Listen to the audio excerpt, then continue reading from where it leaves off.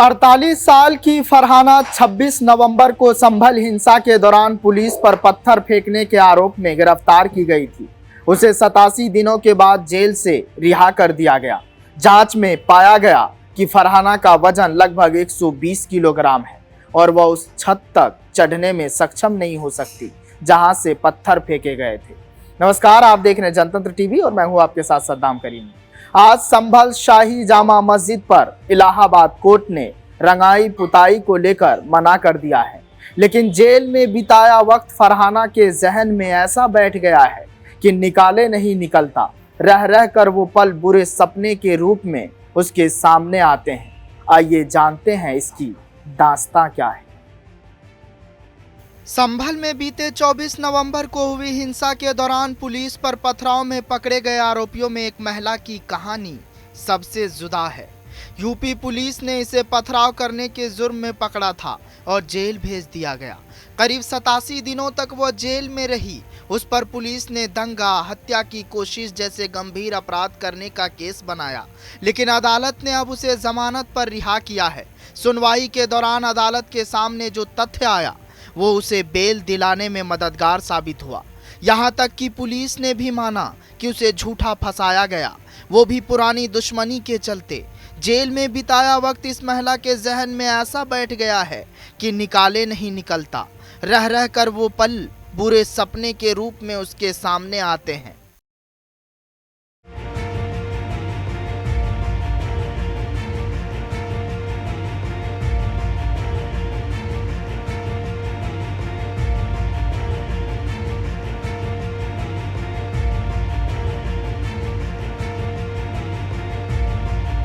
दरअसल संभल हिंसा में कथित तौर पर पथराव करने के आरोप में 26 नवंबर को गिरफ्तार की गई 48 साल की फरहाना को 87 दिनों की जेल काटने के बाद रिहा कर दिया गया।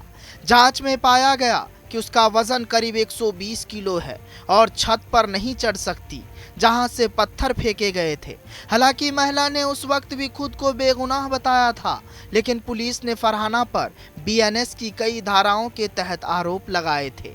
इनमें 191(2) दंगा करने, 109 हत्या की कोशिश, 121(2) ड्यूटी के दौरान सरकारी कर्मचारी को गंभीर चोट पहुंचाना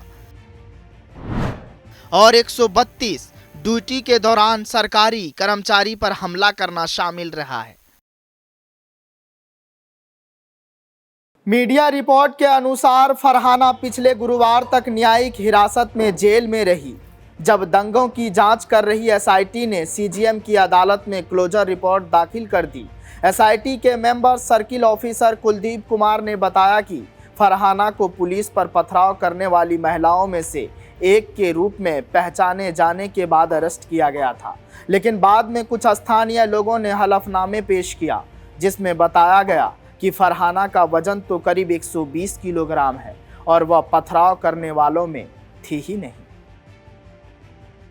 रिपोर्ट में सीओ के हवाले से बताया गया कि आरोपी महिलाओं में से एक जिक्रा ने अपनी गिरफ्तारी के बाद आईओ यानी जांच अधिकारी को बताया था कि फरहाना पुलिस पर पथराव करने के लिए उसके साथ गई थी, पर बाद में हमें पता चला कि वो अपनी बहन मरियम को बचाने की कोशिश कर रही थी जो बुर्का पहने हुई थी। पुलिस और टीम पर पथराव कर रही थी। यह भी पता चला कि जिक्रा की फरहाना के साथ पुरानी दुश्मनी थी, इसी वजह से उसने फरहाना को फंसाया। इसके बाद सभी केस की निष्पक्ष जांच के तहत न्याय सुनिश्चित किया गया। अब जिक्रा के खिलाफ कार्रवाई की जाएगी। संभल पथराव में फरहाना की कहानी। आरोपी फरहाना की कहानी सबसे जुदा।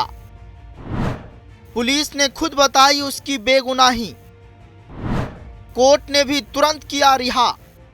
एसआईटी के सदस्य इंस्पेक्टर लोकेंद्र कुमार त्यागी ने कोर्ट में कहा कि केस में 26 लोगों को गिरफ्तार किया गया था और 25 के खिलाफ आरोप दायर किए गए थे, लेकिन फरहाना के खिलाफ कोई सबूत नहीं मिला। त्यागी ने अदालत से यह भी अनुरोध किया कि फरहाना की न्यायिक हिरासत को आगे न बढ़ाया जाए। याचिका को स्वीकार करते हुए अदालत ने 1 लाख रुपए का निजी मुचलका भरने के बाद उसे रिहा करने का आदेश दिया था। एक सीनियर पुलिस ऑफिसर से यह सवाल किया गया कि जब 50 साल की उम्र वाली महिला पर कानून की इतनी गंभीर धाराएं लगाई गई और उसे लगभग 90 दिन जेल में बिताने पड़े, तो इस मामले में उचित जांच क्यों नहीं की गई। इस पर फरहाना के एक रिश्तेदार ने नाम न बताने की शर्त पर कहा है कि वह जीवन के बहुत बुरे दौर से गुजरी है, खुद को संभालने की कोशिश कर रही है। जेल में बिताए समय के बुरे सपने अभी भी उसे सताते हैं। फिलहाल इस कहानी में आज के लिए बस इतना ही। जनतंत्र टीवी पर खबरों का सिलसिला जारी रहेगा।